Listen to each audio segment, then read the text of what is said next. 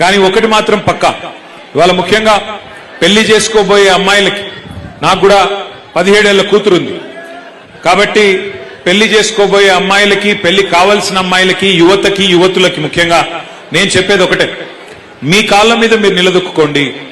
ఆర్థికంగా మీరు ఇండిపెండెంట్ గా ఉంటే, ఫైనాన్షియల్ గా ఇండిపెండెంట్ గా ఉంటే తప్పకుండా సమాజంలో గుర్తింపు, గౌరవం అన్ని కూడా ఆటోమేటిక్ గా వస్తాయి.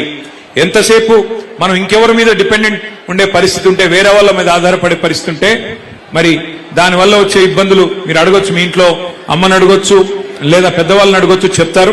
కానీ ఆర్థికంగా తమ కాళ్ళ మీద తాము నిలబడ్డ తర్వాతనే, ఒక ఉద్యోగం సంపాదించిన తర్వాత గాని, ఒక పరిశ్రమ పెట్టినాక గాని, లేదా మీ అంతట మీరుగా మీ కుటుంబానికి చేదోడు వాదోడుగా నిలిచే పరిస్థితి వచ్చేదాకా తొందరపడి పెళ్లిళ్ళు చేసుకోవద్దనేది నా మాట.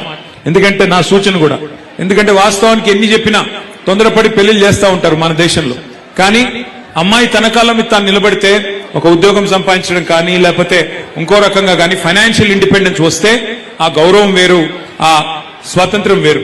కాబట్టి తప్పకుండా ఈ మహిళా దినోత్సవం సందర్భంగా భవిష్యత్తులో మళ్లీ అధికారంలోకి మీ ఆశీర్వాదంతో వచ్చిన తర్వాత మరిన్ని కార్యక్రమాలు, భరోసా, సఖీ, షీ టీమ్స్, కేసీఆర్ కిట్లు, కళ్యాణ్ లక్ష్మి ఇట్లాంటి ఎన్నో కార్యక్రమాలు, వీహబ్ లాంటి కార్యక్రమాలు ఎన్నో చేసుకున్నాం. దీనికి రెట్టింపు తప్పకుండా భవిష్యత్తులో కూడా చేసుకుందాం.